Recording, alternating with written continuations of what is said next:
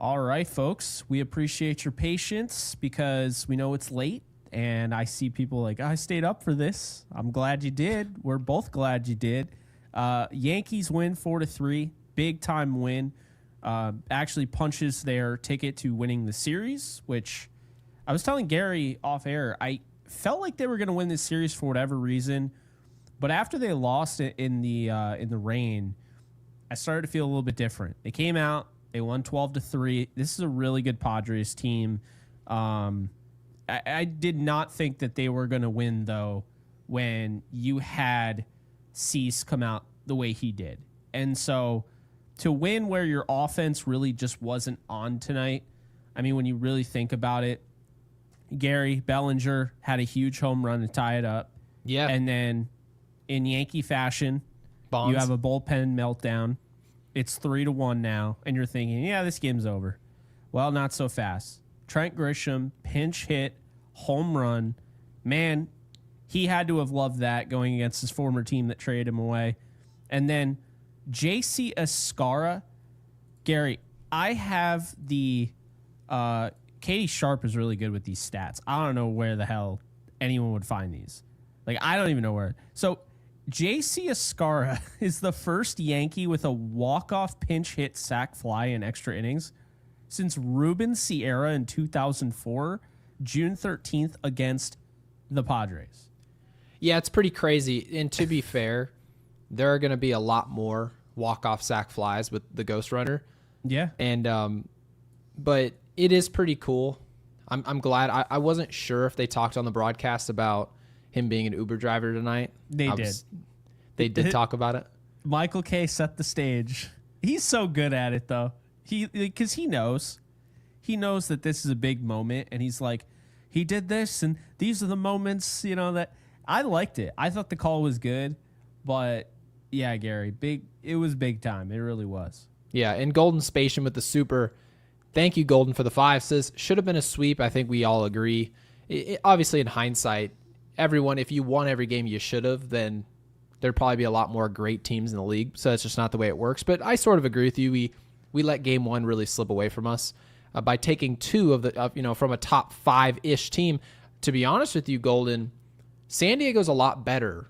And I've mentioned this earlier on this season in this podcast, is that this Padres team, had they beaten LA last year, they were very close, right? They went 30 scoreless innings offensively.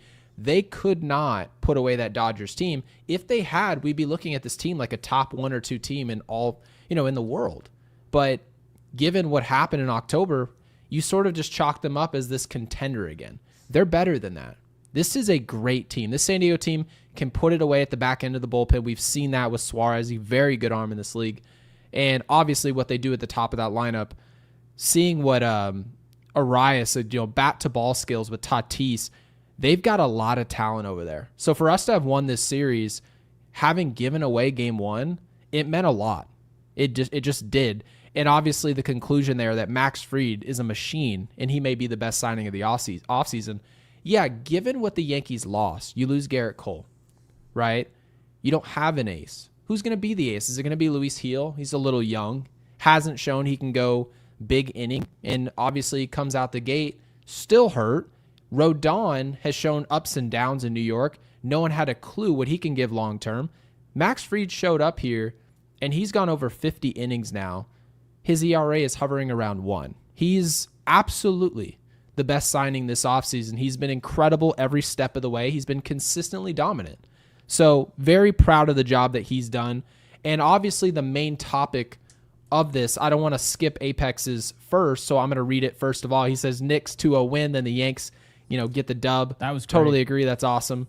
Apex again with the super says, good on Devin. And this is where we're going to jump into this topic because I think Devin Williams deserves this night. Says, still don't trust him yet, and that's okay. That's perfectly okay. Yeah, absolutely. Because the first step to building trust is showing me something off rip. And I'm going to bring up something about this opportunity that was on the doorstep of Devin Williams. Sometimes with the ghost runner and you throw a player that's struggling on the mound, it allows them to get out of their head and be in the moment. No one likes this rule with the ghost runner. It is stupid. It's dumb. Awful. Obviously, I'm not going to speak for everybody, but I feel most people like the traditional rule where if you're going to score in extra innings to win a game or in extra innings period, you would like someone to be at second base who has reached second base by actually walking or getting some type of hit, right? But Devin Williams being in that spot, in a way, it takes somewhat of the mental pressure off where he can be in the moment. And you saw that changeup against Machado, right? You saw some of those changeups. They were finished pitches. They looked like airbenders. The location was there.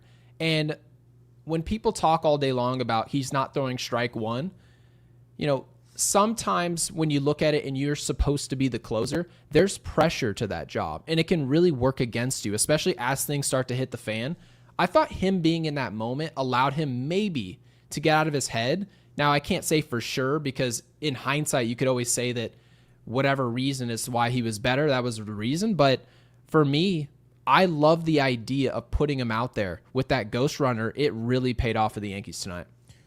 Yeah, no, I liked a lot of different things. I thought, first off, I wanted to give mention how there's a lot of redemption in this game.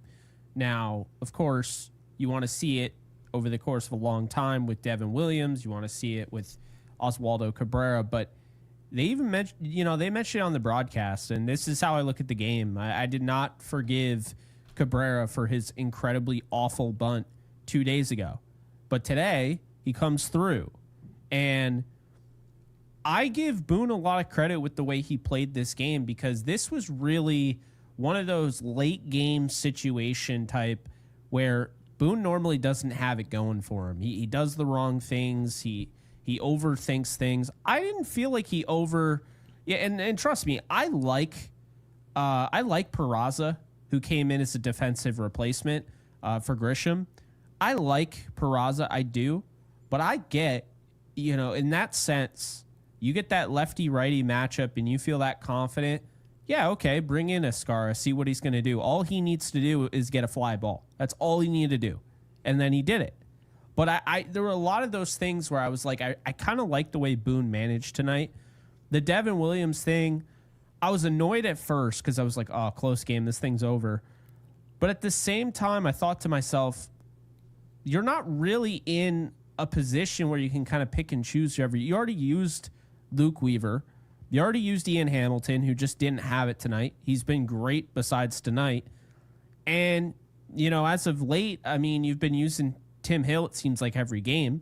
And you knew Fernando Cruz wasn't available because he's pitched like 3 games in a row. It's finally fair for Cruz to not pitch. It is fair. So I don't really blame Boone for putting in Devin Williams. I don't really feel like they had another option. And I just like the way he managed the ending of this game. And I think it goes back to that 8th inning where you put in Trent Grisham and another one. I like B-Boss. Okay, I want to see him get at bats. And do I think he could have had maybe a nice hit in that moment or, generated a base with a walk? Sure. But in that moment, it was pretty obvious when Trent Grisham came to the plate, there was this feeling like this guy can put the ball in the seats. And that's what who he reminds me of? I don't know if you get this feeling because obviously he plays every day. And Aaron Boone he reminds in his me of Ibanez. That's who he reminds me That's exactly what I was going to. He's Raul Ibanez, but he starts. And you felt that way, right? You felt that way in that Baltimore series. Back in the day at this point. It's a long time ago. Yeah. But he just has that about him. And Aaron Boone post-game was saying that he felt like he did Grisham a disservice by not playing him every day last year. But he did mention that there's been differences in how he's holding himself in terms of his at-bats. It's different. He said his at-bats feel heavy. That's a quote. Heavy, which I would assume he's talking about his presence. That he doesn't just go up there, strike one, foul ball, strike two. All right, he's chasing a pitch in the dirt. He has some type of presence and approach and adjustment period in every single at-bat he has, and you see that with the results. More times than not, the players who get results, they put balls in the seats consistently, they are making adjustments as the game goes on. That just tends to be the habit. So Grisham has been amazing for this team so far, and I can never tell you guys, I would never lie to you on this podcast, didn't see this coming. I didn't. I sort of just assume that Jason Dominguez would just be a pencil in every day because the Yankees didn't have any other players. There would be everyday outfielders, right? You assumed it was going to be Bellinger, right? You're assuming Dominguez and Judge. And then who's going to be our DH? Is it Rice? And all of a sudden, Cody Bellinger now is showing some fight offensively. Big hit tonight. Had to have it. But before that, the defense of what you saw early in this game, that's why Cody Bellinger has to be out there. The Yankees know that glove's got to be in the outfield, so it presents a problem. Okay, Grisham is playing himself on the field every single day. How do you get Jason Dominguez consistent at bats? So far, they haven't. It's not really a problem unless you have a dying desire to develop Jason Dominguez, but Jason Dominguez is just going to have to perform whenever he gets his opportunities, because when you look at a player like Trent Grisham and seeing what he's doing, yeah, you're going to lose some opportunity behind that. I just think that that's fair. I think that's Aaron Boone's job. You play the hot hand, and in years past, he would have just played names, guys who are supposed to play. In this situation, I think he's doing the right thing, and I don't want to read too much into it, but playing these guys, I thought this lineup tonight was the perfect lineup. Yeah, it's really interesting because the Yankees, and I'm not advocating to trade any of these guys away because we saw what happened when they traded away Nestor Cortez when they had all these guys, right? Yeah, it didn't work out for us.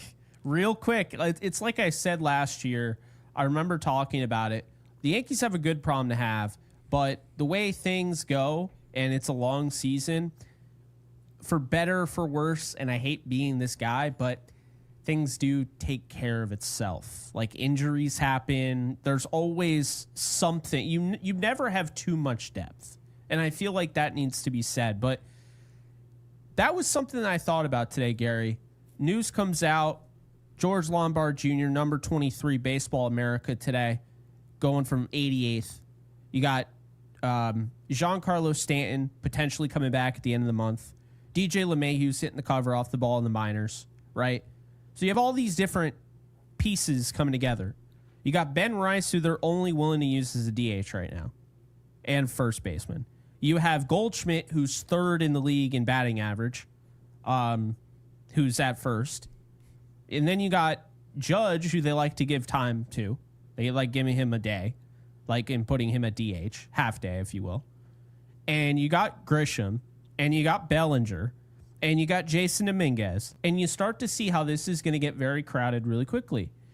And I feel like Grisham, in some capacity, they're going to have to try and find ways to keep him in the lineup. He has an OPS over 1,000. This is no joke, folks. He has 10 home runs. His career high is 17. He already has 10. He is tied for 5th in the MLB in home runs, and we are in May. Yeah, I'd say that player, Grisham, probably should just be a pencil in at this point, unless you feel like, and he's not an old player. I, to be quite honest with you, I really thought this player was 34, and Trent Grisham he's not old at all. So unless Boone, this is his personal opinion, this is his take, he makes lineups. Unless he thinks Grisham just needs a day physically, he should play every single day. Now, if that costs Jason Dominguez at bats, so be it. So be it. Well, this is where you got to get creative. Can Jason Dominguez play in the field? Like, I'm that serious. You're going to have to get creative because how are you going to stuff these guys in the lineup? Well, I just take him out. Jason Dominguez doesn't play.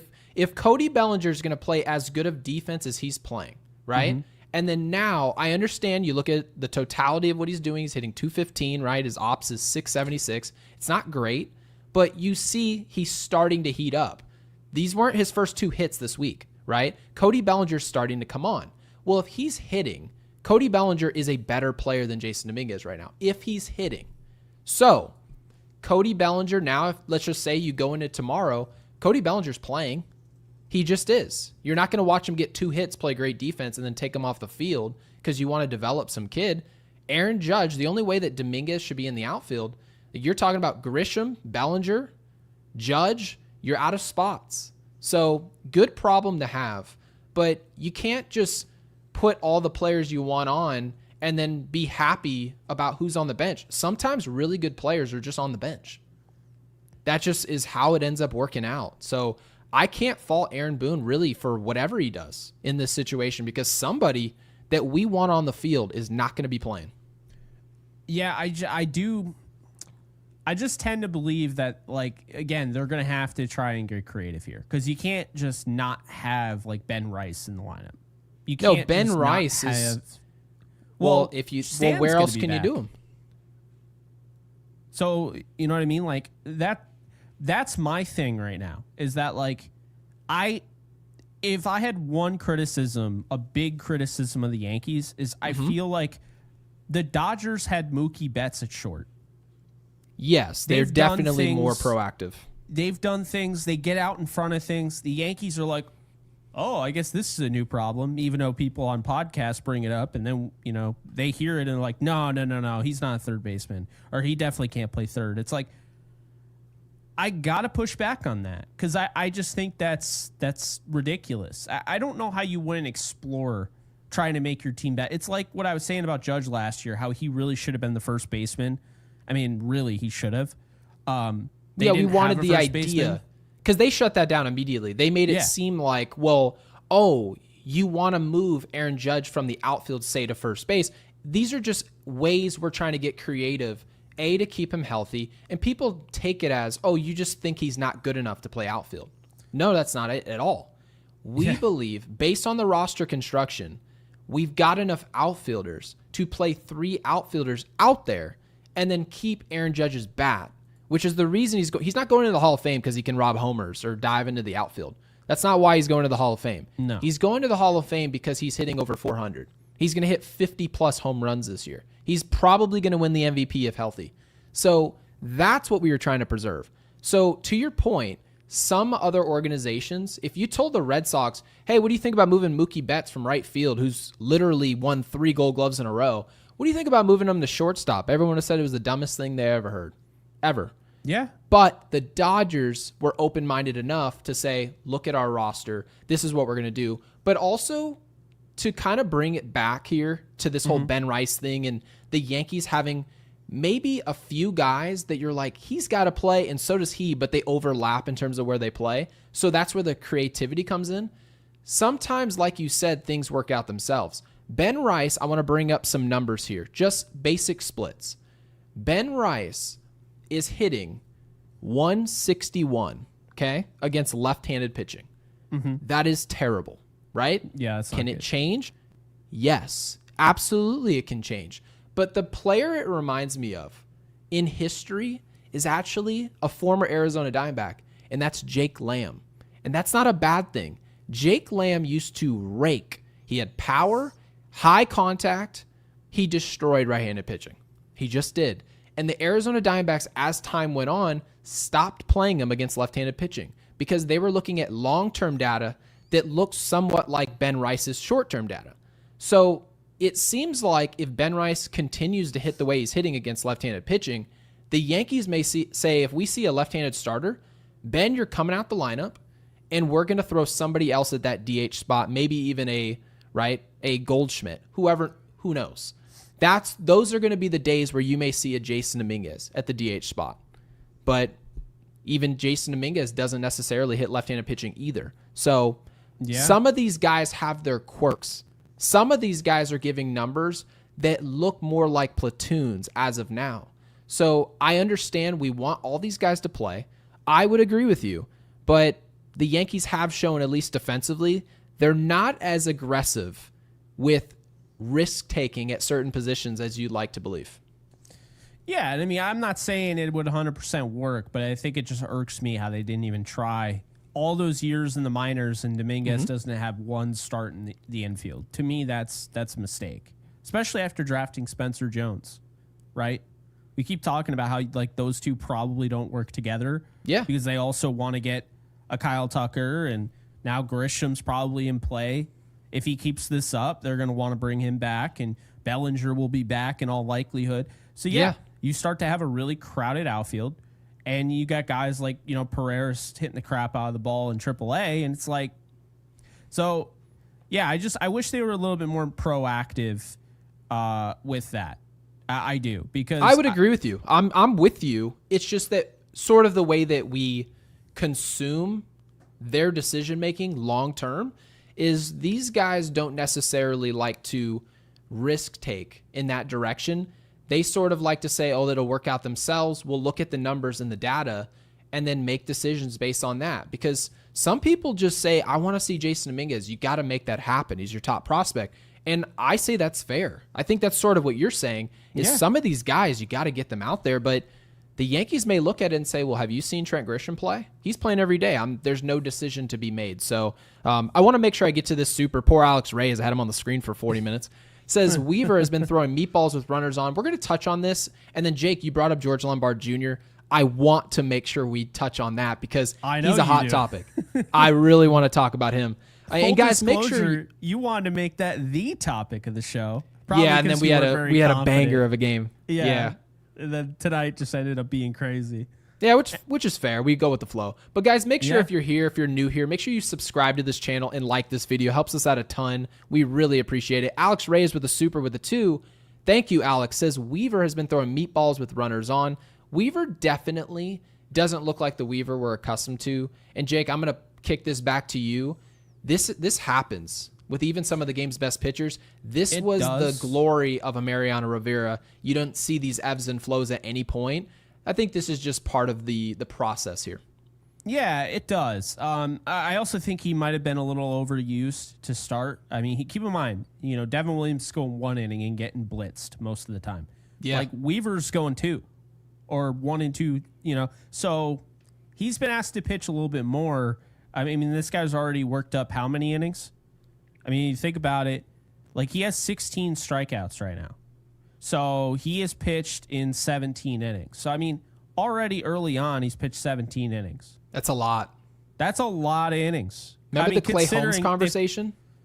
Well, yeah, I do because, I mean, I remember when we were saying, like, Clay Holmes was insane to start last year. And then we kept saying, doesn't it feel like Boone didn't need to bring him in today? Like, they were up by 5, and he still brought him in. Then Boone's answer was, hey, why didn't we bring him in today? It was a 1-run game.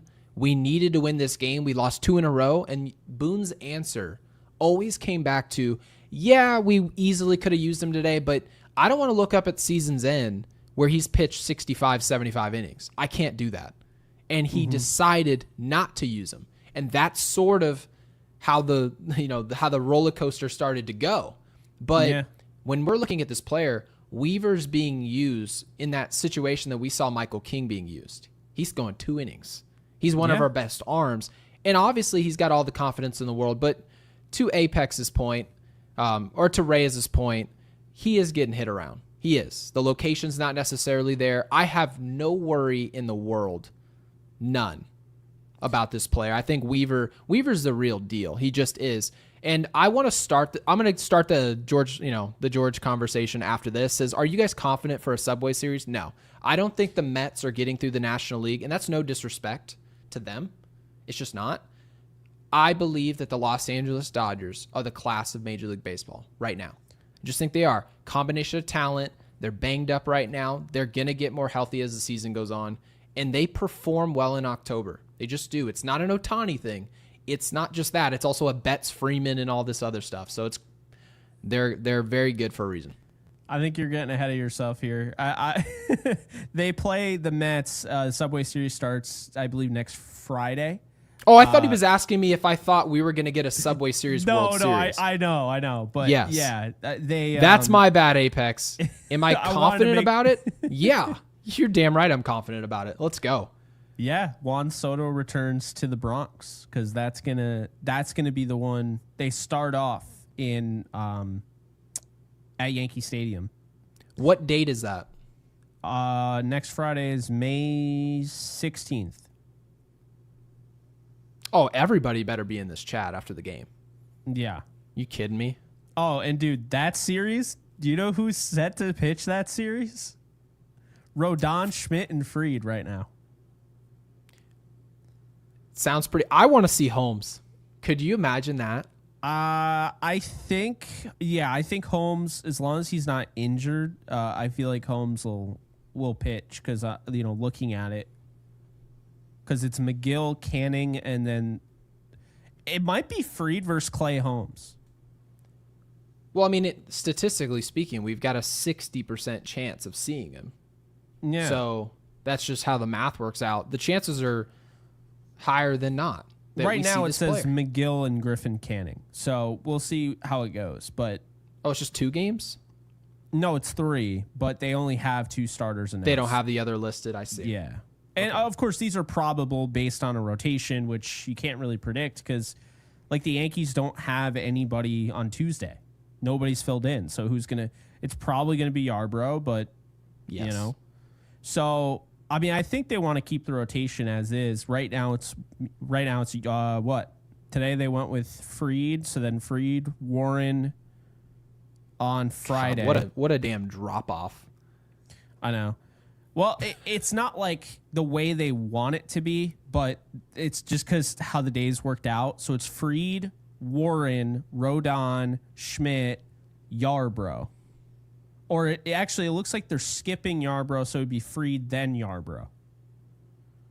So they're doing a 4-man rotation based on this, and then Yarbrough pitches after the 2 rotations. Okay. I mean, I don't really care what the order is. I think it's clear as long as day. As it works. Yeah, the Yankees, they're just kind of doing patchwork right now. Luis Gil's got to return to the field, right? Yeah. Just has to. Some of these guys that are working their way back in terms of their stuff, Schmidt, those guys have to pitch like they did. If they don't, the Yankees don't have enough starting pitching. I'm just going to come out and give you the clear answer. You guys might have even if Rodon stays the way he is now, that's 2 starting pitchers. That's great. Your 1-2 is dominant. We've seen teams with a 1-2 punch. We've seen teams go very far in this league. But you still need your 3, 4, and 5 to be serviceable. And the Yankees are sort of putting a Band-Aid on the problem right now, and they're getting through. Yarbrough has been huge for this team. Gigantic. So, yeah. Jordan Richard with the super. What's up? No Yes Network next Sunday against the Mets. It's going to be on ESPN. I hate it. I like prime time for everything except baseball.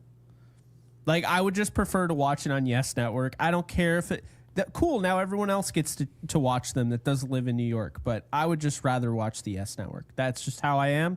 I want to listen to Michael Kay. I want to listen to Paul O'Neill. I want to listen to Yes Network. I don't have any interest in anything other than that. Football is different. I have a bunch of announcers I like. I'm okay with, right? But baseball, I just want to listen to Michael Kay say see ya. That's all I want to hear. Yeah, it feels like they sort of did us dirty here. I'd personally, in the game of baseball, I mean, imagine being a Dodgers fan like 15 years ago, and you've got Vin Scully on the mic, and they're like, oh, sorry about that, fellas. You're not going to listen to Vin talk tonight. We've got an ESPN broadcast. Yeah. Are you kidding me? I'm not trying to listen. I get it. It's bigger than us. It's about the global brand of baseball, and that's true. I'm not going to go against that, but it just sucks because obviously I want to listen to Michael Kay and the crew. Jordan Richard with the super. Jordan, thank you so much for the 5. Said, happy Devin got his signature moment as a Yankee, striking out Tatis, Machado, and Bogarts was a big step in the right direction. Completely agree. And I don't want to chalk it up again to just a moment as a signature moment because it reminds me a lot. I almost have like PTSD of that Joey Gallo 3-run bomb he hit at the stadium. They're like his signature moment. And trust me, I was just as excited as Michael was in that moment. I was jumping up and down. But what we really care about is somewhat of a body of work. And this is a huge step in the right direction for Devin Williams. I don't want to minimize what it is. But he can't get back to the form that he was in until he has this moment first. So that's the massiveness of this move. You have this. You were thrown into extra innings, ghost runner at second, some of the game's best hitters. Maybe you can think a little bit less. He executes that changeup beautifully. Multiple at-bats consecutively, right? So you're excited about that. Now let's see what Devin Williams looks like next week, what he looks like these coming days, because if he looks anything close to what we saw today, I mean, now you look at the back end of our bullpen and you might see some solutions. So, Jake, I want to transfer this conversation to George Lombard Jr. because this is a 19-year-old. At the moment, he's a 19-year-old kid. That is a kid. And I always hesitate to call prospects kids. A 19-year-old's a young guy. That's a guy who just left high school, right? Yes. But Lombard Jr. turns 20, I believe, in June. He's tearing it up in the minor leagues right now. He was just called up to Double-A, which is an odd move for the Yankees. They don't usually make this type of move this early. I know you mentioned some prospects that have done that, but not often. What do you think about the idea of George Lombard Jr. maybe making an appearance if he tears it up in Double-A to the big league level this year? What do you think? Oh, I 100% would do it. I like to live life on the edge, so maybe I'm the wrong person to ask, but I always have made it very clear how I feel based on last year. The bar was set so low with Verdugo. When he was at his worst, he was at his absolute worst. And I'm like, how bad does it have to get before we call up somebody like Spencer Jones, Everson Pereira? Of course, Jason Minguez was nursing an injury at that point, but it got to the point where I was like, when you allow this, you have no ground to stand on telling me that this guy isn't ready. Because, basically, I don't think Alex Verdugo is ready based on the way he was playing last year. I don't think he's ready to play in the major leagues. He should go back they should to just AAA. they should just call him a prospect at this point. I mean, when he was hitting 170, and they're like, Doogie, we know he's going to how do we know? How do we know he's just going to randomly catch fire? That's what you're hoping for. Matter of fact, numbers that we both brought up on this podcast suggested that Verdugo, we were already in the second half of the season at that point. Verdugo gets off to hot starts and then falls off a cliff in the second half of the season after the break. You remember those numbers? Yes. So the fact that they were saying, oh, no, don't worry about Verdugo. I'm like, I'm pretty worried because his long-term numbers suggest he can't hit in August, September, or October. So isn't this like a prospect at this point? Except we're paying him about $10 million a year to play baseball. And that actually is what happened. So disappointing. When you have MLB veterans that are hitting like crap and you keep them in the lineup and then you don't call up guys that are just absolutely tearing the cover off the ball. I mean, Lombard Jr.'s hitting 315 right now, 940 OPS in the minors. They call up guys who hit 220 and you're like, why'd they call this guy up? They do it all the time. Oswaldo Cabrera got off to he had a nice little hitting streak that he was on when they called him up, but he was hitting 240. You know what I mean? So you're basically projecting that Lombard Jr. seems to have some position at the big league level at third base. So I guess the real question is, I would assume based on how often, because let's bear with me here. Yeah. Anthony Volpe plays shortstop. He does every single day. When people ask the question, they do it all the time in this podcast. They say, Gary, Jake, can you guys throw something together to tell me why Anthony Volpe just plays 160 games a season, despite if he goes through a cold streak offensively? And our answer is the same every time. It does not change. The Yankees, specifically Aaron Boone, loves the glove. They love the defense. And the analytics suggest the defense is great. So I believe, based on that knowledge and that understanding of how they use Volpe every day, they're going to bring up Lombard Jr. and put him either at second base or third base. And if I had to guess, it's probably third base. They're not getting slugging. They're not getting elite defense. It's about league average defense from Cabrera over at third, and same with Peraza. But no one's slugging over at third base. It's interesting that Lombard Jr. hasn't taken consistent reps over at third base in the system. And I know it may feel a little bit premature, but I also feel it would be odd to develop a player every single day at shortstop and then just as a Yankee throw him over at third base when maybe you can get ahead of it now if you know how you're going to use him. Yeah, I think, I mean, I don't care where they play him as long as he comes up. But I mean, you're in a position here where, to be honest with you, you couldn't be in a better position right now. Like, if you wanted to try something crazy, I would give George Lombard Jr. 2 weeks. Straight up. If he looks as good as he does, continues, and it's just all right, we've seen him 2 weeks now in Double-A. He's hitting just as well as he was in High A. Chisholm's out. like for a decent amount, Gary. And third base, you're juggling. You got Peraza, you got Cabrera, right? Why not? Why not? I mean that because the worst comes to worst, you send him back down. Doesn't work out. Is what it is. We have huge plans for you, but we wanted to see if you could get it going now. We called you up a little too soon. We are not done with you. You are our guy. You are the future. And that's why we're going to send you down, let you work on some things. We'll call you back up. Okay, so Holiday, what they did in Baltimore. Yeah. And next year will essentially be like your season. Like, no doubt about it, this guarantees you are our guy next year. So I give it a try. I give it 2 weeks in AA. I'm not kidding you. And I would try to pull a Jackson Holiday. Yeah, I know it's aggressive, but what do you have to lose, really? Because I can tell you. I have a question for you. Service time. Because I want you to. What's that? Service time is the only thing that you're losing. No, not even. It actually wasn't even service time. I think I'm going to surprise you with. Well, I shouldn't surprise you. I brought it up last show. Think of it this way. We mentioned Jackson Holiday, right? Mm-hmm. This is a number 1 prospect in all of baseball, right? They were very aggressive calling him up. They didn't wait. They didn't care about service time. They brought him up, and everyone expected him to take the baseball world by storm. Maybe you didn't expect him to go win the batting title, but certainly no one thought he'd be hitting 8th and 9th for Baltimore that's losing games. And then he's hitting under 200. They send him back down. That wasn't what we thought was going to happen.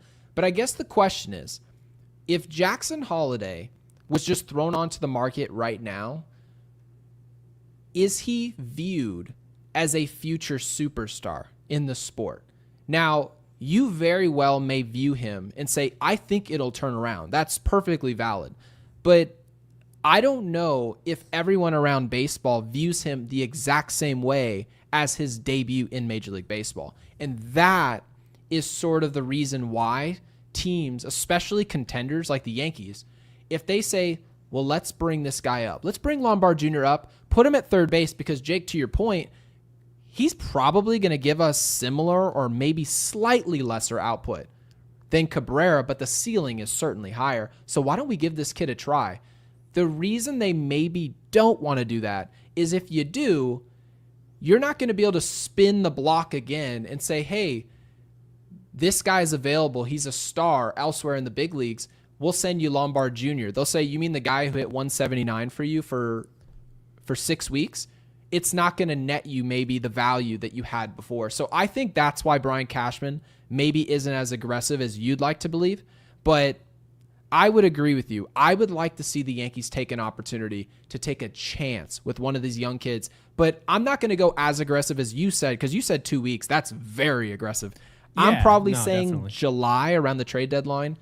Oh, I would definitely do it then, yeah. I would do it at the trade deadline. If he has to be raking at AA, hitting 325 with some pop, maybe give him some reps over at third base or second base, see what he can do over there. I'm assuming it'll be fine. If he does that well, I don't care about his age. Bring that kid up. Yeah, I think the big thing for me with Lombard Jr. is it's not even just the bat. And normally these Yankee prospects, if you look, we all get all excited about them, and they don't hit well in AAA and AA. We were just told that they're top prospects, so we get excited. They hit a home run, it gets shared on social media, and everyone's like, oh my God, he hit a home run. He's got pop. So that's what happened with Volpe. You know? Like, this is very true, yes. So that's the thing, is that this is what gets me excited. And remember, I told you this yesterday, or not yesterday, last year. So Roderick Arias, the international prospect they signed, who they signed at like 17 or 6, something like incredibly young. That was the guy that was rated higher by MLB.com. Remember that? And I said, they like Lombard Jr. more. I remember you telling me that. Yeah. And I was convinced, just based on what I was reading, because I did a lot of research on the prospects. I don't have any like sources. This isn't the NFL where I could tell you some things that maybe are not out there. But I don't have that in with baseball yet. But the thing with Lombard Jr. is that he's somebody that doesn't just help you offensively. And I was trying to find it. I don't think I'll be able to find it while we're live. But he was leading all of high A by a mile in defensive. He is a really good defensive infielder. Now, I know he's playing short. I think the turn, like the view for him is third. That's what everyone says, because it'd be kind of a waste to put him at short when he's got an absolute cannon for third. And right now, you have Volpe at short. They're not moving Volpe. Whether you think they should or not, they're not going to. And what's kind of funny, Gary, is if you ask the Yankees, would Anthony Volpe and his struggles be the reason why you wouldn't call him up? They'd be like, what struggles? If he could be Anthony Volpe, we'll take that. They are so invested in Anthony Volpe, for better or for worse, whether it's right or wrong. If he came up and did that, they wouldn't look at him as a bust. They would not look at him like this didn't work out. And I think he is going to be much better. Like, I think he's going to be a lot better than Anthony Volpe. So you're seeing the output as opposed to what they tell you on the scouting report. They're telling you this guy's a 65 grade hit tool. He's got a 50 grade power tool. He's got a 45 grade arm. Rather than look at the analytics of how these guys, Baseball America says he's the second ranked.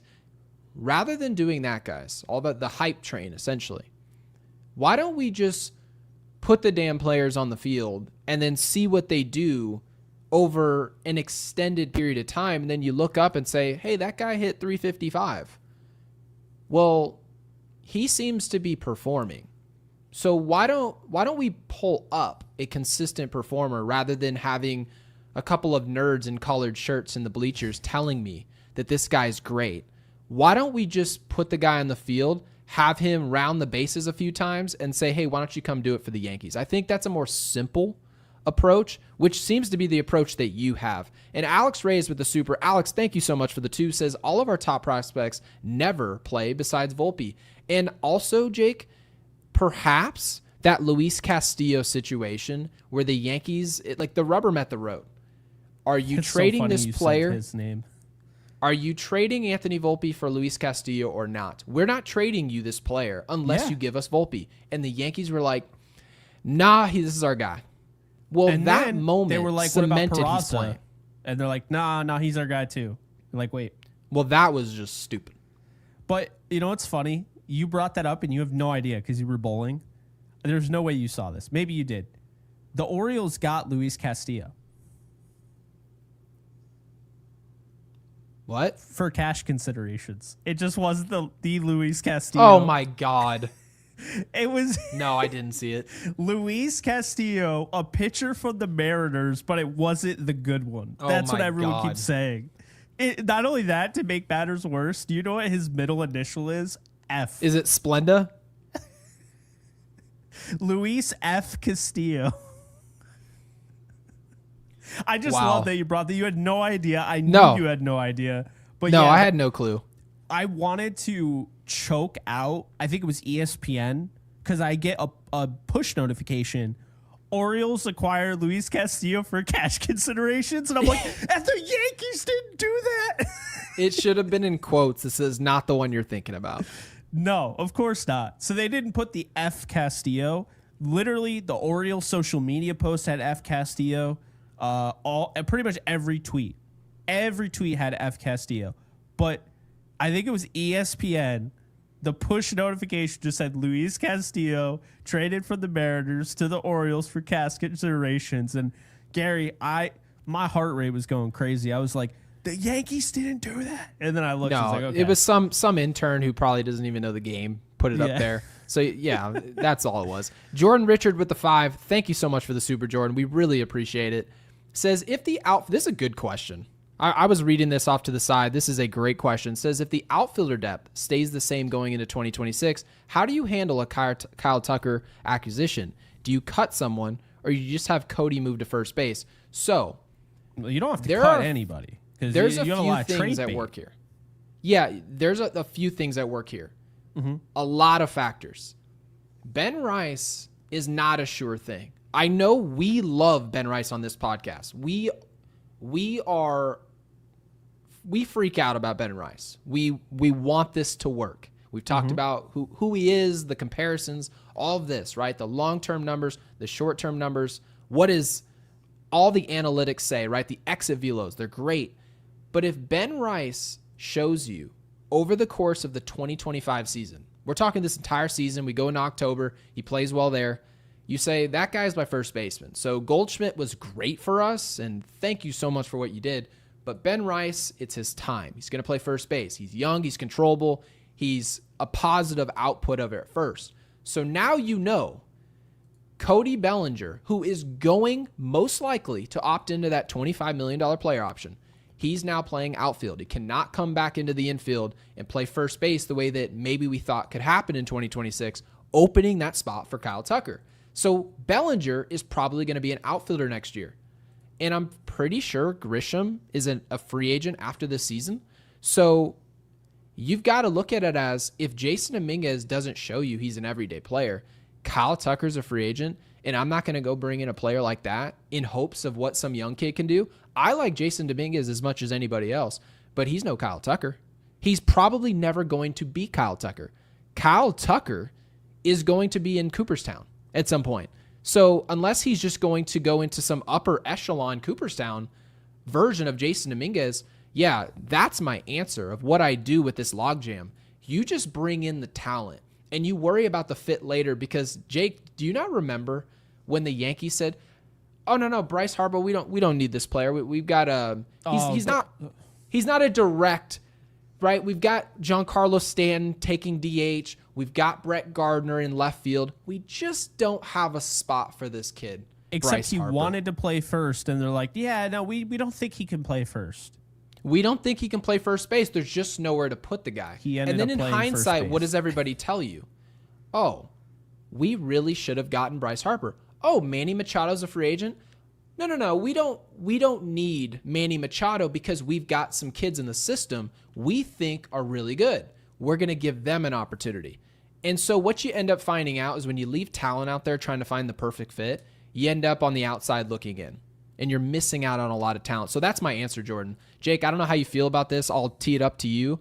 I think it's an easy choice. You bring in the future Hall of Famer, and then if somebody, one of your top prospects, doesn't play a lick, so be it. Yeah, Kyle Tucker is, we did a whole analysis on him. He was he was literally the perfect replacement for Juan Soto. In some cases, depending on how the season goes, this could be looked at as an abject failure by the Yankees to not get this deal done. If Luis Gil comes back and he's horrendous and becomes Severino where he can't stay healthy and it's bad, this is going to look like a horrendous miss by the Yankees, especially if they don't sign him. So, yeah, it's one of those things where, you know how sometimes things are too good to be true and you're like, there's no way, that happened and that was great, but that's probably not going to happen ever again. The idea that he became available after you lost Juan Soto and you didn't get him, I've moved on to an extent, Gary, because I'm still okay, 2026, that'll happen potentially. But if tomorrow it came out that Chicago Cubs signed Kyle Tucker to 8-year deal, oh boy, I think you and I, this would be a funeral show. You know what it reminds me of? Do you remember the Garrett Cole situation where the Pittsburgh Pirates were trading this player? They said, we're not going to pay this guy. They ended up trading him to the Houston Astros, right? They end up going through the pennant. And what did everybody say? Brian Cashman made a mistake. He made a mistake not going to get this player. He should have landed Garrett Cole. He ends up going to a rival, and that rival was beating us in October. And everybody said the New York Yankees have to land Garrett Cole in free agency. Has to be done. And sure enough, the Yankees did what had to be done. They landed the player. 9-year, $360 million. Had to happen. So in this situation, Kyle Tucker becomes a free agent. Yeah, it was a blunder to allow him to go to Chicago. I know some people say, well, I don't really care. Houston was never sending him there. I don't believe that personally. I think you need to give them the player that they want. No, they wanted Gil. If they want Gil and you're saying, I wouldn't give up Heel, well, then you wouldn't get Kyle Tucker. It's just as simple as that. So when he becomes a free agent and you don't send Heel, it's now a must sign now. So yeah, Jordan, just to bring this all and string it together, if a player of that caliber becomes available, you don't worry about fit. Nobody on our roster other than Aaron Judge is on the planet with Kyle Tucker. You move everybody the hell out the way and you put him on the field, it looks very good. Yeah, Kyle Tucker is the Cubs' Aaron Judge. Like, I don't think people understand what he's meant being there. They're actually a team to beat this year. They're a good baseball team. Kyle Tucker has been huge for this team. Like, Ian Happ's leading the team in hits, but Kyle Tucker leads in average. He leads in home runs. He leads in RBIs, on base percentage. I mean, he's somebody that now you put him with Judge and say this year, if they could have gotten him and you put him with Judge and Goldschmidt, right? And what Rice is doing. And you're like, and Grisham, and you're like, what? Like, but here's the thing. I'm not out on Bellinger. I think he's in the midst of turning this around. His batting average has crept up to 215. I'm not saying we should throw a party, but Gary, that was like 170 not that long ago. So it is a reminder that this stuff does take time, but you know, some guys get off to a rocket red hot start. And also what I think, Gary, is those said players that tend to get off to those quick starts, there's a little bias the rest of the year about them as the players that take a little bit to get going. Because then if they slump again, what you remember is the beginning of the year more than you remember in the middle of the year. You know what I mean? Sure. So everyone remembers, regardless of how well Judge played last year, you can't forget how bad he was to start the season. It was a horrific month. You can't even forget about that, despite the fact he had an incredible season. So if I'm saying that with Judge, what does that say about Bellinger? What does that say about Jazz? So I think it's one of those things like where, unfortunately for him, that's going to hang over his head. Everyone's going to remember the month of April he was terrible. And now, you know, we're going to see if he can push this thing up, because I'll tell you, I do think Bellinger's going to turn it around. That hit tonight was huge. The home run was huge. I mean, I don't think they win the game without him today. And I think his defense has also been huge. And you can't say, I care about defense on one hand and then at the same time nullify what Bellinger's doing in the field, because he's been huge. So, look, I think that there are some things that we could be upset about, and Kyle Tucker might, when it's all said and done, end up being one of the biggest misses. But at the same time, they don't have Kyle Tucker, and the Cubs are a lot better than maybe some people thought, including myself. So I don't think he's going to be a trade option at the deadline. I think that they are going to hold on to him, hope he returns. They're going to try and play it the Yankees way with Soto. Hope he returns. They're going to try and pay him. If he chooses not to, it is what it is. But that's a big thing for me, is that I just think Kyle Tucker, now that you know the Cubs are good and he will not be available at the deadline, you can move on at least in the short term. That's still, Gary, I don't want to speak for you, but I know your thoughts on that. We still look at Kyle Tucker as a target, and not a target, but the target, the sweepstakes in 2026. But for now, you know, you have to figure out other ways to win. Yeah, not too worried about it. If Kyle Tucker ends up landing in New York, certainly possible. He can end up with the Mets for all we know.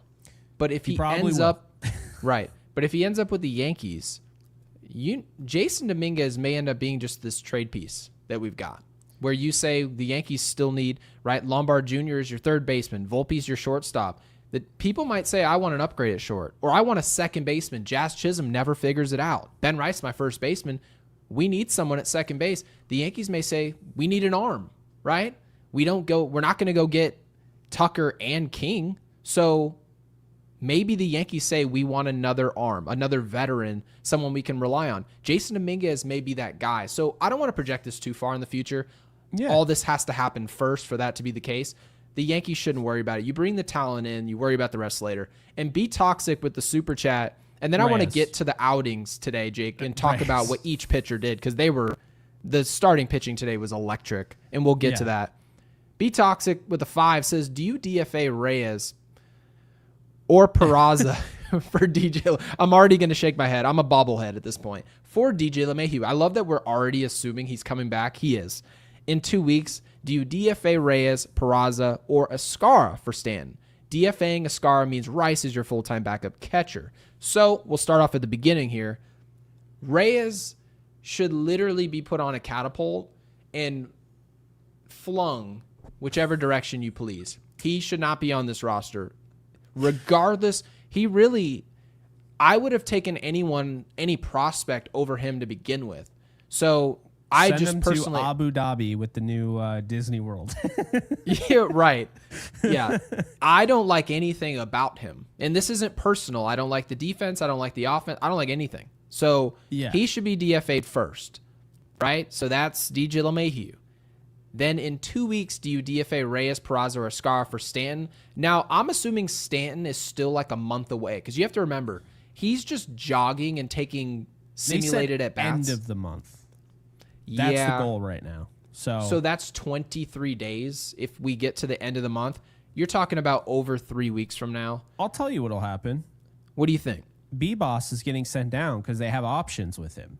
They're not going to, regardless of what people think, because, I mean, they might hate Peraza, but they don't hate him enough to just DFA him. Like, that would make no sense. No, that would never happen, no. Yeah, so, well, I don't want to say never. they don't test them. We know they watch this show, so because I mean, B-Boss Gary is never, huh? The next day, right? B-Boss. By the time we get there 3 weeks from now, and I think you're 100% right in terms of which player they're going to choose. B-Boss will probably be hitting 187. Some games will really like the at-bats he's taking. But the results aren't going to pop off the screen. He's not going to last on the roster. You mentioned he's got options. They'll send him down to the minor leagues. We may never see that player again. And I'm not meaning this in a mean way. But given what's happening with Lombard Jr., that's going to be 2 infielders that are young now on the roster. Jazz is going to return. B-Boss may never see the big leagues again with this roster. So yeah, it's tough. You feel bad. Well, also another thing here that needs to be mentioned is this is just for the time being because Jazz will come up. Jazz is going to get off IL. I mean, not for a while, but when he gets off IL, then it's like, okay, maybe you will have to DFA Peraza. You know, I don't love that, but what's honestly kind of interesting here is maybe they go the route. Because I don't know, does Cabrera have options? Because, I mean, I would assume he probably does. I could see them, like, sending Cabrera down just to make it so you don't have... It depends on how much they like How would Cabrera be sent down? Mind you, Cabrera plays league average defense, maybe even slightly below that. Yeah. He's hitting 247, and that is literally him descending to 247. He's not like... He didn't just elevate to this position, right? His ops is 628. DJ LeMahieu would be on your roster for the rest of the season, and Cabrera would be like, I'm being sent down? There's no way. Just because you've got options doesn't mean that's the option. That's the choice. There's no way. Well, they're going to have to get rid of quite a few guys because looking at it here, so think about this. You can only so kind of an update from the last time because I said, why don't you just load up the bullpen? You can only have 13 until the postseason, then you can kind of mix and match. But with the 26-man roster, you can only have 13 pitchers and 13 hitters. So Escara, Wells, that's 2. Cabrera, Chisholm, LeMahieu, 5 right there. Goldschmidt, 6. Peraza, Pablo Reyes, Ben Rice, B-Boss, Volpe. That's 11 already. So the point is they're going to have to, that's just the infield. We haven't gotten the outfield. So then you have Bellinger, 12. Dominguez, 13. Grisham, 14. Judge, 15. Stanton, 16. So they need to make 3 spots. And It's tough. that's really tough because Reyes is obvious. Ray, So, like, you know, he. By the way, guys, on this podcast, he's Pablo Escobar. He is so gone. he is not Pablo Sanchez. He is the opposite. He's way gone. He's gone. B-Boss is way gone as well. No chance of survival. So there's one more guy. So that leaves you between Peraza, Escara, which to the point of it's Peraza. He's gonna be sent down. Well, he can't be sent down. He'd be DFA. Why? He'll probably be traded. Maybe he's thrown. Yeah, maybe he's traded. I mean, he's probably traded. There's no way because offensively, Escara is at bad. They trusted him in the situation he got in today, so they definitely trust him.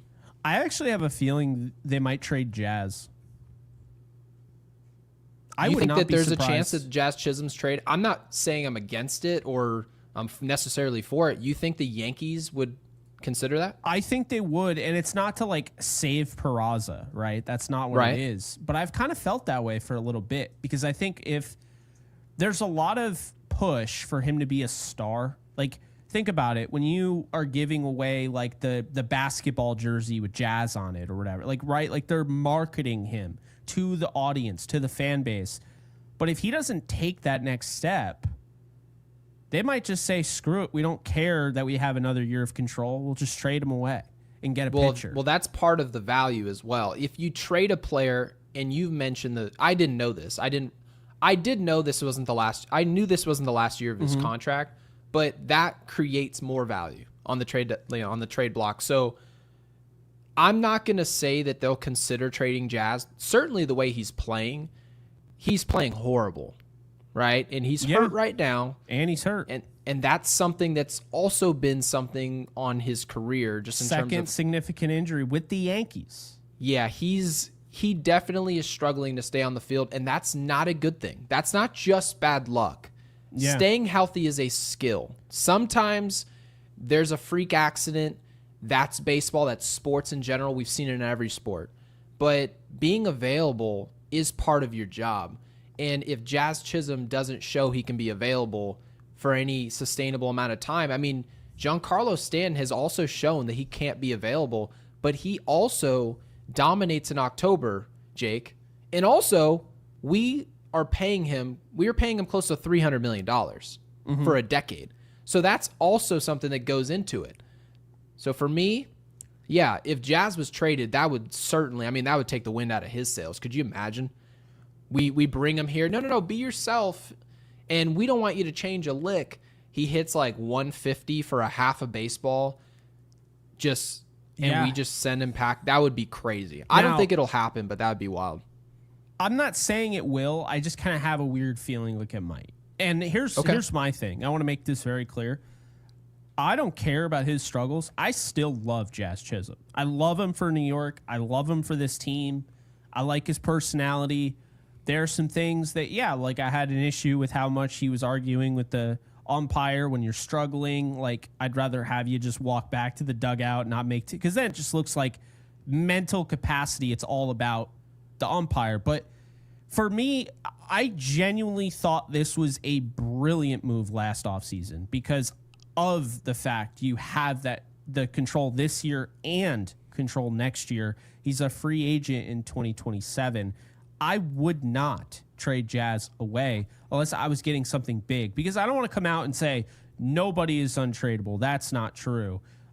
George Lombard Jr. is tradable because I'll tell you right now, if the Cubs asked me straight up, hey, for Lombard Jr., we'll give you Kyle Tucker, I wouldn't even allow them to finish Kyle Tucker. It'd just be Kyle Tucker. All right, we're doing that trade right now. Well, if somebody was like, hey, we're going to give you something really good for Jazz Chisholm, I'd probably ask them what's in their cup. Because, trust me, I agree with you. The Yankees aren't just going to sell low on this player. So, more than likely, Jazz Chisholm, regardless of how he plays, he's just going to be there when he comes back healthy. And they're just going to see it through the end of the contract. And then if he stinks, he stinks. So, there's just no way anyone's watching what Jazz Chisholm's doing and was like, we'll send him a vet starter that they can plug into the 3 spot in the rotation. There's no damn way. There's no possible way that's happening. So Jazz Chisholm is just going to have to figure it out on the field. The Yankees took a chance last offseason. You liked the trade. I did as well, but I don't like the way it looks. Well, I don't like the way it looks. It does not look good. If it continues this way, Jazz Chisholm, I know analytics say otherwise. It's not good. That's not a good baseball player. So no, it's got to change. I agree with you. I mean, he's a sub 800 OPS with the Yankees now. You have 76 games. That's a pretty big sample size. Yeah, it is, but it's not what it used to be. He's now hitting 238 instead of 284. On this podcast this season, I was able to say he was hitting 284 with the Yankees. That's how bad he's been. At one point, he was hitting 284 all time for the Yankees. And now it's down to 238, which is worse than Miami. He slugs more than he did in Miami, but that's an issue in my opinion because I feel like he's changing the type of player he is based on the fact he's got that short porch. That's what I believe. So this is what I'll say. I don't think that'll happen, and I actually thought about it just now. What's probably going to happen, hate to be that guy, but this is just the reality. If you read the tea leaves, if you just follow the Yankees over the last 3 seasons or whatever, what's going to happen is Jazz is out for 6 weeks. So we're all talking about, what's going to happen when Jazz returns? Keep in mind, they only needed to remove 2 guys. B-Boss has options. You're back in AAA. Yep. And Reyes, you're in Abu Dhabi. So, so guess what? You only need to move another guy to make room for Jazz. Okay. But one of the guys that we're talking about is DJ LeMahieu. He is not going to stay healthy. I'm sorry, he's just not. We're talking about a guy that he's getting digged up in the minors. I know he's playing well right now. He's on a rehab assignment, and they're like talking about him getting cortisone shots in his hip, getting out front of stuff. That's not a good thing. What's sad is I can tell you what's going to happen. LeMahieu's going to hit well. He's going to. And he's going to get hurt again. And that's probably going to be it. I can already see it. Replace him with... Right, so DJ's going to play third base. Cabrera's going to be off the field. We're probably not going to see Cabrera for like a 3-week stretch. He'll play like sporadically, right? Yeah. Then you have DJ playing third base probably every single day. Second base will be the utility position. And then if DJ gets hurt, all of a sudden Cabrera and B-Boss, like B-Boss gets called back up, Cabrera starts, and then Jazz is just going to start every day anyway. Yep. So I just think... Like I said, it'll work itself out for better or for worse. And unfortunately, I don't want DJ to get hurt. I'm just following... I mean, DJ always gets hurt. And like you said, he's getting cortisone shots in the minors right now. That doesn't get better. Yeah, well, anyway, I don't want to talk about Jazz Chisholm anymore because he's been horrible this season. He doesn't deserve to be talked about for more than about 3 minutes on this show. So let's get the conversation. I think, to be fair to both sides of this roster, right? Cease, Fried, they both deserve to be talked about today. I know people were talking about the Yankees at bats and saying our approach didn't look great early in the game. Sometimes, guys, you're the bug. Sometimes you're the windshield. I thought Dylan Cease was everything today. He was fastball command was there. I mean, you saw it in that at bat with Volpe. He was locating his fastball 3 consecutive pitches behind in the count. Didn't matter. Just blew him away. And he's able to pitch backwards. That slider today was really what Dylan Cease has been trying to work to all year. He hasn't shown that pitch this entire season. And that was part of the reason we were so confident coming into this game. He had not shown signs in this contract year that he could be that guy again. And he showed up to Yankee Stadium and just shoved it right up our behind. That's what happened. And the Yankees had to really turn this into a grinded out game, and Max Fried lived up to it. Max Fried, being this ace, went toe-to-toe, made one mistake. Obviously, you saw with Jackson taking him deep, but other than that, he was pretty much perfect. He was everything that he's been. Is good, right? He seems to be pretty decent, I would say. Yeah, I'd say if I never saw Jackson Merrill hit against the Yankees again, I would live. And this guy, by the way, is off of rehab assignment. He missed 24 games, was brought back, had a short rehab, had 2 days of rehab. Yesterday was his first day back after over 3 weeks of play. Has a decent day, and then shows up today and just takes our ace just dead to right field on a breaking ball. I mean, he crushed that ball. Absolutely annihilated. And you just sort of have to tip your cap because sometimes there are some young players in this game that just have baseball figured out. He's got it figured out. The Padres have a good one with that kid. I know he signed some early extension. Certainly, if he stays healthy throughout that extension, he would have lost himself hundreds of millions of dollars. He's that good. This is a $500 million player. So tip your cap to him. That's part of the game. Some great players come into Yankee Stadium. You have to deal with it. The Yankees dealt with it today. But we did just enough to make this a grinded out game. And I really wanted to see, can the Yankees win a damn game like this? Can they go to the end of the game where you say you have to execute in the 10th? You've got to execute here from innings 8 through 9. If you don't, you lose. Well, over the course of this season, the Yankees were losing a lot of games. In terms of execution late in game, they were not doing their jobs. Whether it was pitching, whether it was base running, whether it was fielding. They were making the wrong choices and really poor execution.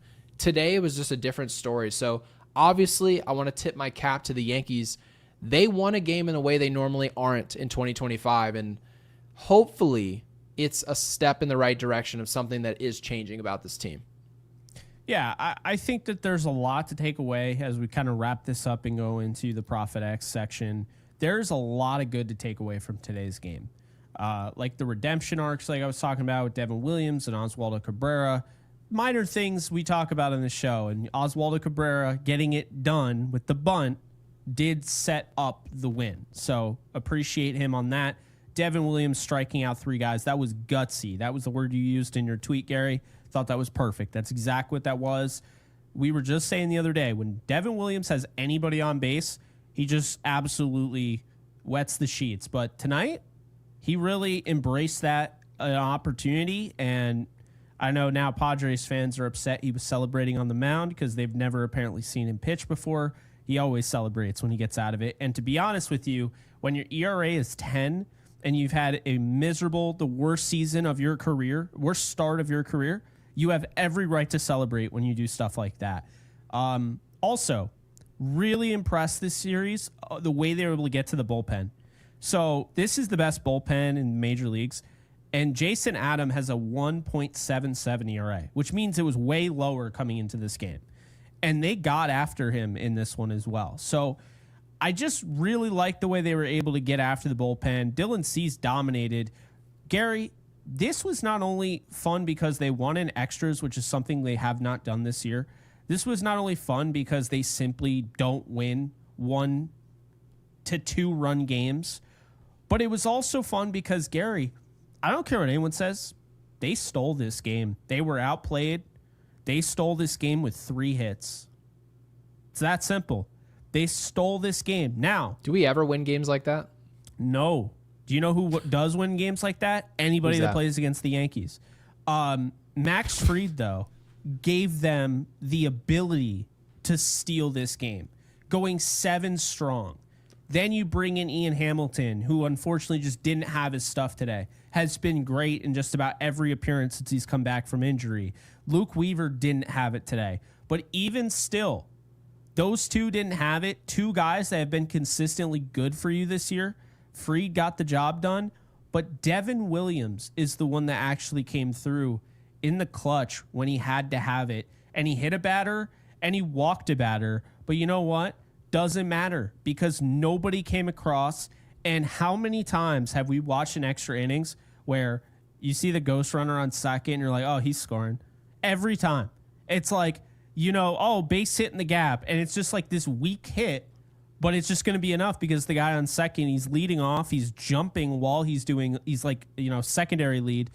And that's just the way baseball is because they're in such a hurry to, like, basically shorten an extra inning game. They never want to have, the Cardinals and Astros, like, 20-inning game that they had years ago. They never want to have a game like that ever Could you again. imagine us doing a Yankees Unloaded show? after 25 innings of baseball. We go live at like 4:25 in the morning Eastern.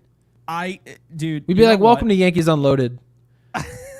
We would have like six people in here, and half of them would be like on their way to work, listening to us. I still remember that game started at noon. I think it was. I was still in school, and I remember I went to Buffalo Wild Wings with my friends after school, after going to the Y and playing basketball. And that game was not even close to done. That game would then go on for 4 hours after that. Those poor guys playing. They should make more money for that day. The fact they only get their same day's check after playing all that baseball, insane. That sucks. It really does. They don't get any like bonus or anything. Yeah, and I want to get to this. They don't get a bonus. That stinks. And I'm going to get to the super, and then let's bounce over to the Profit X, go lose some money. Apex says, for the super, thank you for the 2, says, is this the playbook to use against the World Series Dodgers? No. In order to beat the Dodgers, the Yankees are going to, obviously you're going to run into great pitching. That is a prerequisite to October baseball. It doesn't matter who you face. Like, yes, if you end up towing off, like you're talking about the division series, you might run into a weaker team. You might run into, I mean, guys, even Kansas City, they could spin it, right? You're talking about the beginning of a postseason run. Most teams that are in the playoffs have really good starting pitching. So you're going to have to find a way to go toe-to-toe with the opposing team's starting pitching. That is position A. That's step 1. Then step 2 is what type of at-bats are you taking in comparison to the opposition? Are you executing? Guy at second base, leadoff double, great, good for you. Do you get guys over to third base? Are you doing a job? Are you going to strike out with a man on third base in less than 2 outs? Or are you going to do your job the way that we've seen, like maybe the Houston Astros, right? The Los Angeles Dodgers, who just won the World Series. They get the job done when they have to. It's called timely hitting. So there's so much that goes into the playbook of how to win when it matters. And so far, our playbook is 0 for 16. The Yankees need to do something differently if they want a different result. So no, I wouldn't say that this is the playbook, but today was certainly a positive day as far as execution. So I will agree, Apex, good execution, just positive execution, being able to drop down a bunt, being able to put your backup catcher in there and he delivers a sac fly rather than a weak ground ball in the infield and you're praying for an error. No, we did the job today. So that playbook does work. Yeah, I hear you. I mean, it's you got to find other ways to, and you have to get creative to beat the Dodgers. You're gonna have to play small ball. I don't know why everybody doesn't do what they did today in extras with the bunt. I don't know, because if a third baseman comes in, well, I got that base now. So how do you stop that if it's done correctly? The only way that you can possibly stop it is by being incredibly aggressive with your third baseman, and now you basically have your shortstop vacate his position and cover third base. There's no other way to possibly cover this play, and if somebody does it that way and they execute and stop the bunt in that way, then you tip your cap. But the Yankees put on enough pressure, and that pressure burst a pipe today. It beat the Padres, and that Padres team, again, I want to make sure I give them enough credit. This is a great team. They're going to be playing October baseball later this year. So anytime you can out-execute a team like that with a great bullpen, they've got multiple options, multiple directions to go, it means something about your team. So does this mean the Yankees are winning the World Series? No, it does not. But to some degree, you need to be able to take a step back and say that you're happy about what happened today. And that's just a good thing. Now let's see what happens tomorrow. Well, obviously they have a day off, so get your rest. But when we go into Friday, are we executing again, or do we regress to the means? We'll see. Yeah, we got some appreciation from the audience for us staying up late to talk about their baseball team. So thank you, Peter. Appreciate you, Peter. Appreciate you calling. Yeah, I mean, this is awesome. And we did talk on this, I guess, real quick. Yeah, Trent Bonds is just a blast to watch, is he not? That man. Yeah, he's created somewhat of a, well, people call it a problem? Well, how do we play our big prospect when you have a player that's supposed to be this late inning, 7th, 8th inning defensive replacement. If he takes an at bat, he's a veteran. We'll trust him somewhat. But he's going to hit 210, 220. That's what his career says. And then all of a sudden you show up today. Aaron Boone talked during spring training. I love the at-bats. He's going to play a lot more than you think. And he didn't just say that. He did that. That was what he did. He put him on the field. And so far, we're getting results we didn't expect to see. Nobody ever, even Aaron Boone didn't think he'd be hitting 300 with pop and going to possibly set a career high in terms of homers and playing great defense while he's at it. So, yeah, Sparks, we want to talk about Trent Grisham. Obviously, there's so much to talk about with this team, and we talk about them every day on this podcast. But Trent Grisham is creating really good problems for this team because if you know anything about the Yankees, we struggle to stay healthy and on the field. So anytime we can get another outfielder that's giving us even short-term output, we will put our hands up and not ask any questions. Please just keep doing that. I'm with you on that. All right. So we get to our Profit X pick. Shout out to Profit X for sponsoring this live stream and every live stream. Code YANKSU when you use Profit X. Definitely be sure to let them know that we sent you. But yeah, let's get into the plays here. And I mean, we got some baseball stuff that we could do. Gary, what are you thinking? I really want. Well, first of all, there's a great matchup with the Dodgers and the Diamondbacks. Love the baseball that Corbin Carroll's playing, so I really want to get involved in that game. Okay. Do you like him enough to take his home runs? Oh, boy. Well, he's got double digits. Who's starting for LA? I think that let's just get that started. Well, okay, so I cannot even pronounce that. It's Yamamoto. I'm taking the Dodgers, dude. Oh, boy. He might be the best pitcher in the league right now. Who's better? He's been insane. Who's better than Yamamoto? Nobody. Nobody's right. better than Yamamoto right now. I think the only guy that's in his conversation is, Hunter Green in Cincinnati? They so both glad have ERAs. He worked out. I know. Wow. Yeah, I mean, plus Yamamoto is, not only is he's probably better than Hunter Green still, like even with his numbers, but he also just so happens to have 3 future Hall of Famers in his lineup behind him. So that seems to help. Yeah. Yeah. That's true. Okay. So what are we talking about as far as the over-under in this contest? Because I think that's... Can you throw that up on screen?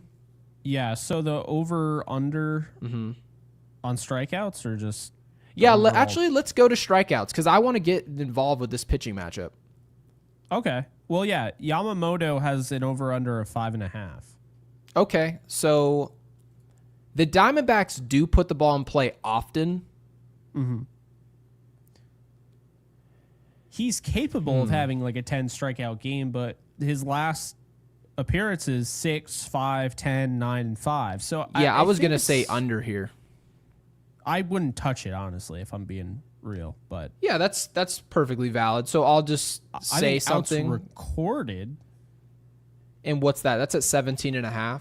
Yeah, so he goes 6 innings. Yeah, well, if he goes 6 innings, he's probably going to get his 6 Ks. I'm going to say,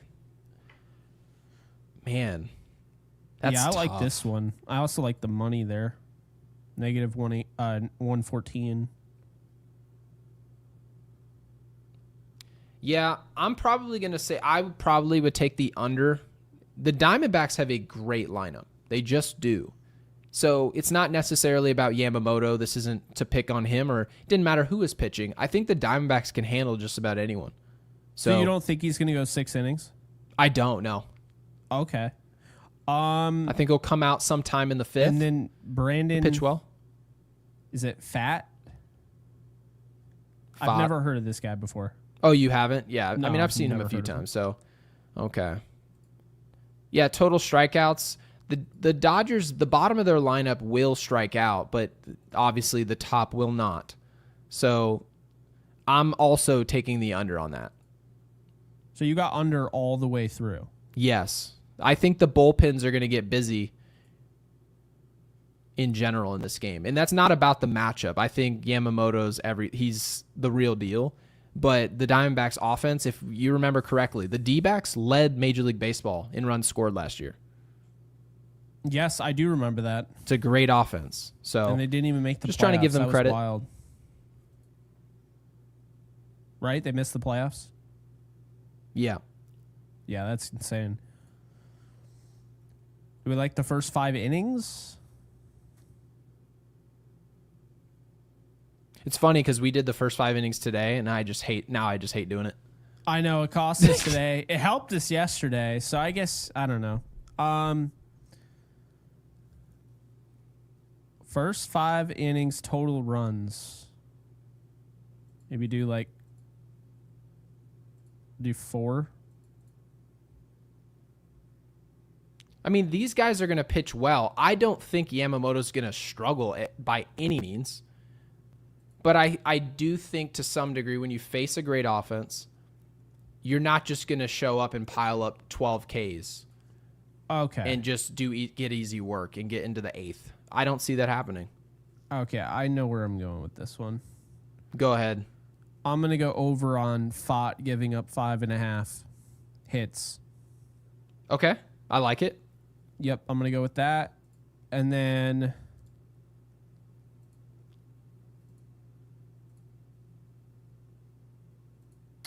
I am going to go with Hyeseong Kim. I'm going to go over 0.5 total bases. Okay. So, I mean, it's not throwing caution in the wind or anything, but he's hiding at the bottom of the lineup. He's probably not going to be paid much attention to. He's a contact guy. I like it. Yeah. I like it a lot, actually. Yeah. So, all right, guys. Hyeseong Kim, total bases over 0.5. So, basically, he just needs to get a hit.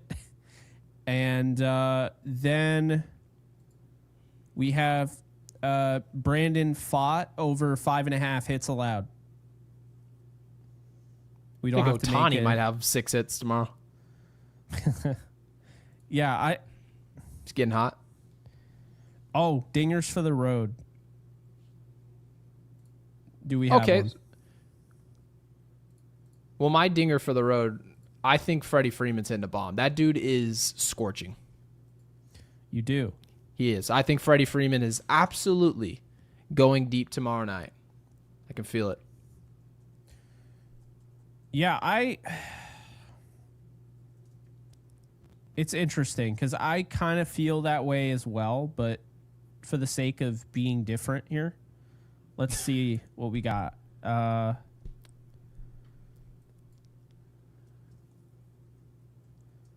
I'll tell you, James Outman's not hitting a home run, so you can go ahead and skip that.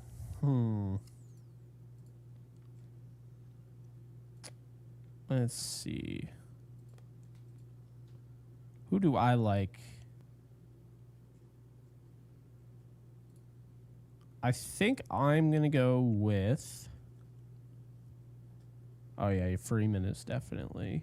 It's hard not to go against... It's hard to go against Freeman.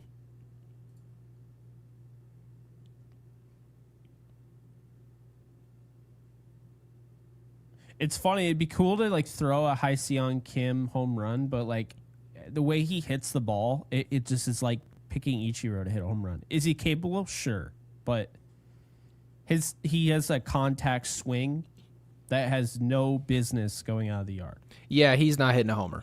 No, but I mean, Freddie Freeman is their best hitter. I know that's maybe a controversial statement because of how good Ohtani is overall. But Freddie Freeman's hitting, he's going to be a 300 hitter. He hits lefties, he hits righties. We saw what he did with Nestor in the postseason. He's clutch. There's not anything Freddie Freeman can't do. Nothing. And he was hurt. He was hurt last year when he did that against us in the series. That's wild. So, yeah, I'm taking this guy. There's nobody on the Dodgers I would take to hit a home run or just get a hit in general before I take Freddie Freeman. Freddie Freeman is just I'm gonna. That dude's him.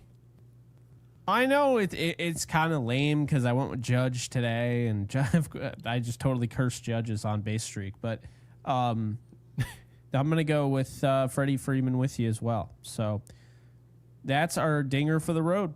Hear that, guys? He's like, I'm gonna be different, and then he chooses the same guy. I want it to be different, and it's like, to your point, like the only one I saw was Ohtani. That's it. It's the only other one that I saw. If I wanted to say on the, and that's the thing, maybe I should just do that. On the Diamondbacks, if somebody is going to get a dinger on the Diamondbacks, who is that going to be? I am going to go with...